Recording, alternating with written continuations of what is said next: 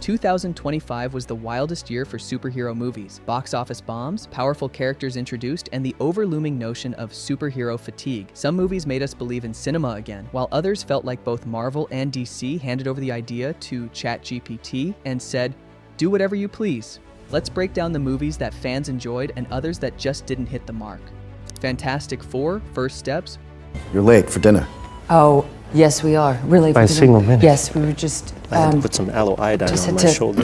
Pedro Pascal, fans unite, starting the list with Fantastic Four, The First Steps. This movie was finally supposed to break Marvel's curse, and at first, it looked promising. You can even check the decent 7.3 out of 10 IMDb rating or 87% of Rotten Tomatoes, but what lots of people don't talk about is how they still ended up making a mess here and there. The main issue most fans, including me, had with First Steps is that it's a setup movie. The trailer teased a beautiful, cosmic, and epic world with a cast that looked solid, and in my mind, I was only thinking one thing. Maybe this time Marvel won't mess up the movie. However, after watching the movie and reviewing it properly, I think they should have renamed the movie from First Steps to Baby Steps. Alright guys, maybe I am being a bit brutal here, but just look at the villain Galactus. This guy was gone in the blink of an eye, faster than a side villain in movies. Instead of making us feel the threat of Galactus, sort of like DC does with a lot of its villains, they treated him like a post-credit appetizer. So whenever there's a movie where the setup for the sequel gets more attention than the actual story, it's a red flag. But we didn't get to feel the threat of him properly. Silver Surfer was also well done with her scenes, having a good mix of emotions,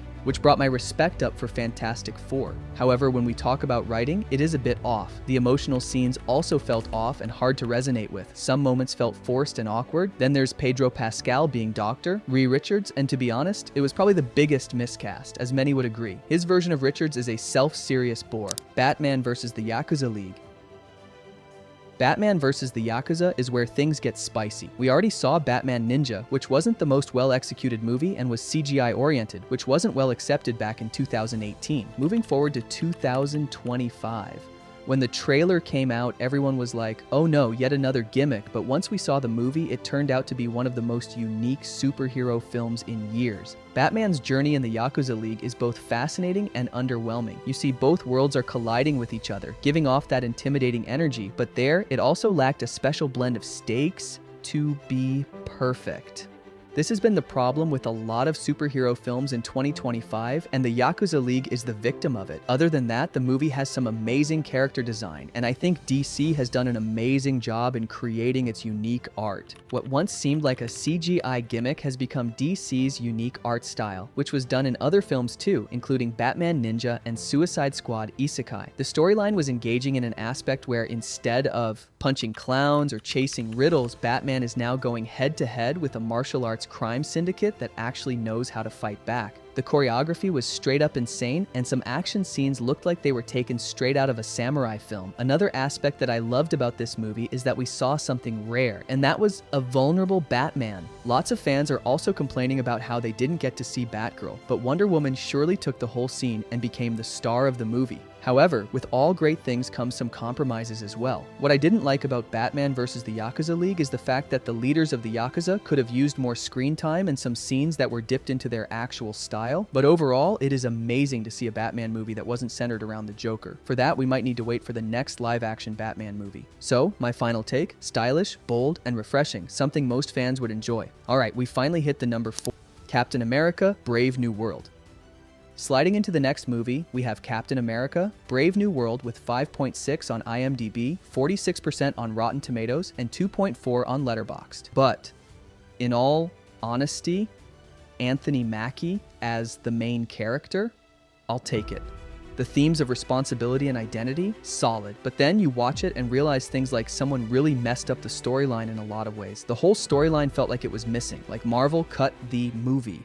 Another crazy realization I had is that Captain America, with 0 superpowers, stops a full-powered swing with a pole by Bulk and doesn't implode. Sounds a bit awkward to me. However, we must give credit where credit is due because the final fight scene was amazing. I won't be spoiling it too much, but compared to Fantastic Four's Galactus moment in the end, this one was well executed. The choreography, the tension, and this movie actually felt like Marvel was getting it right again. Throughout the movie, you will also see a few emotional moments, and honestly, Anthony Mackie crushed it because he brought the real leadership role, and it didn't seem like he was Papa Doc from 8 Mile for once. The movie was amazing, the acting was good all around, and we all wanted Anthony Mackie to succeed, but in the end, the movie is a bit chopped up with many flashes of greatness. What changed the movie was my appearance as Red Hulk, Isaiah, and others. The identity of Captain America is conflicted. Kids love to look up to Captain America, but in the movie, since Sam never earned the shield, no kid is going to look up to this version of Captain America. 2. Superman 2025.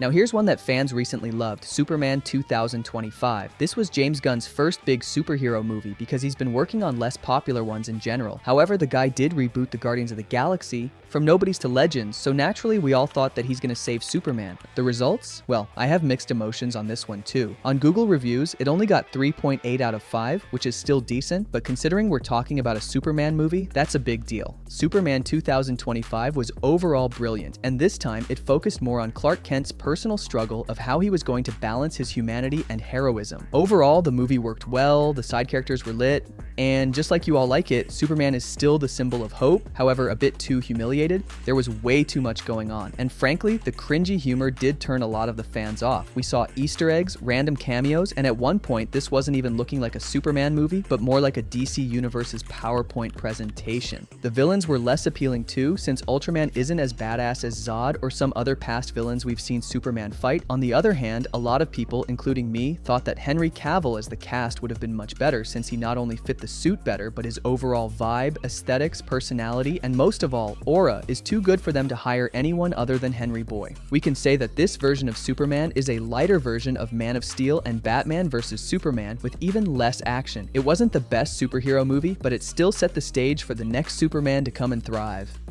Too much went on in Superman 2025 and too soon, confusing a lot of fans and loyal DCU fans. 1. Thunderbolts. And here it is, the number one and the actual shocker of 2025. Elena, you look awful.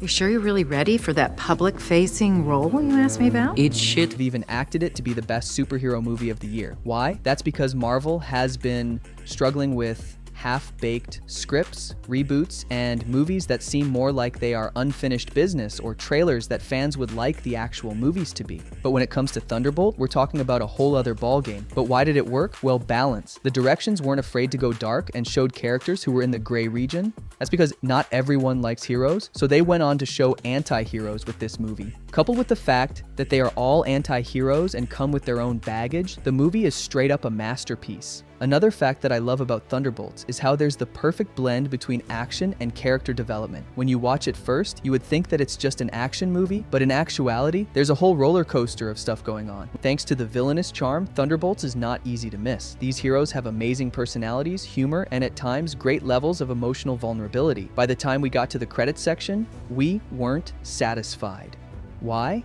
Simply because I hoped the movie could be 3 times longer because I enjoyed it way too much. And that's it for our list of most loved versus most hated superhero videos of 2025. Comment down below if we missed any and let us know which one is your favorite and which one you least like from 2025. As always, subscribe to Comic Book Goat channel and ring the bell icon for more superhero analysis and news videos like these.